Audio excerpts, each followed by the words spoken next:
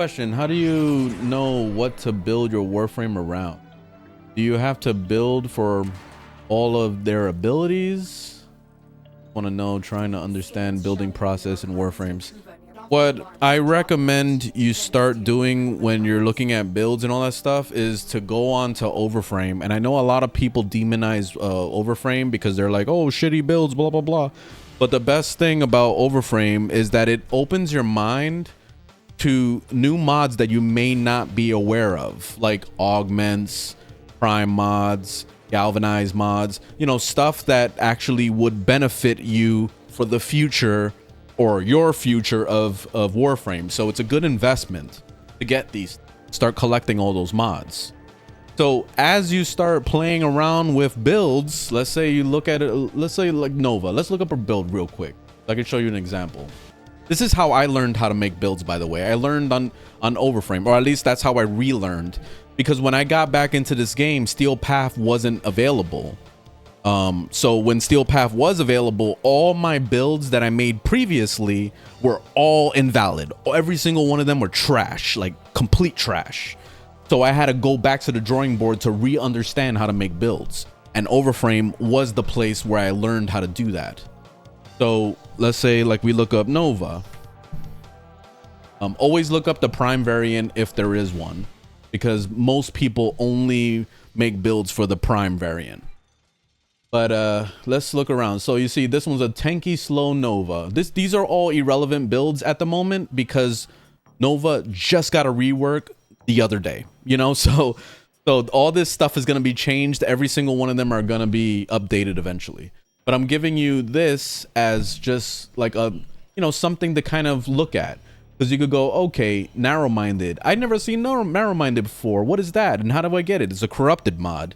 And that's why you got to grind those corrupted vaults so you can collect as many of those things as possible. Or you can buy it on the Warframe.market, which is another great website. So at least to get it as cheap as possible. So see, this build is focused on the whole slow Nova thing. Which is not a thing anymore, since we can be able to do both slow and speed on the fly.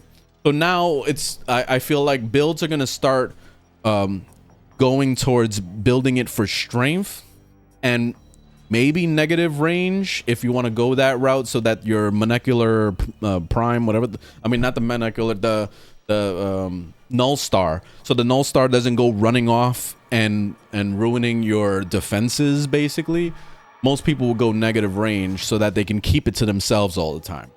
I'm doing the opposite. I want range because I want to be able to nuke rooms. So I'm doing as much range as I can, as much duration as I can, and then as much strength as I can. So it's a very balanced build that I'm doing. So this is how I've learned how to make builds, is that I've just like studied the Overframe, started using builds that I've seen on there, and then I make it my own by playing with the Warframe and just kind of seeing what I like. You know what I mean? Like not thinking about meta, not thinking about what's the most damage or the most powerful blah blah blah. Like I don't care about those things. All I care about is it being able to survive Steel Path and to be able to kill shit nicely, you know? So let's, like right now, this is my first time testing out this build, and I was just theory crafting. Let's see how it is. And then what I'll do is, if I found a shortcoming in the build, let's say like if I didn't like the way the build was performing, like you see it's already destroying shit, but if I didn't like how the build was performing, then what I would do is go back to the drawing board and go, okay, there's some mods I gotta replace. I gotta start like switching some stuff out, you know? And then that's how you kind of work on your build and make it your own in the process of it. But Overframe is a great place to start. But this is the build that I'm using right now, that I literally just demonstrated, is this here. So the main thing, like I said, is I went with as much duration as I could, which the duration is up to 130 something %, because I put duration Archon shards. Like the whole thing is all duration Archon shards, the 10% all the way through, so 50% more. And then you see we got some strength with transient fortitude and intensify and molt augmented. So as I start killing things, my strength is going to start going even higher than 200%. It's going to go beyond that. The streamline and the fleeting expertise is so I could be able to spam my abilities without having to think twice. I'll just be able to just do it. Prime continuity with duration. 2 ranges with the auger reach and the stretch. I left corrosive projection because I didn't feel like throwing another forma, so I just left it in there. It's, you know, less armor for the enemy, so it does kind of work itself out, especially since I'm fighting Grenier right now, so it works.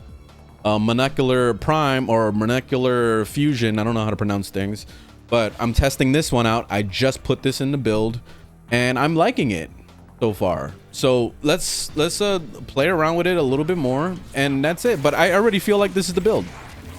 I already feel like this is the build I'm gonna stay with. Look at that. That's disgusting as hell. That's fucking crazy. Look at that. That's ridiculous. You see how crazy Nova is? And I'm using the Tenet Cycron for anybody wondering what weapon this is. But yeah, this is disgusting.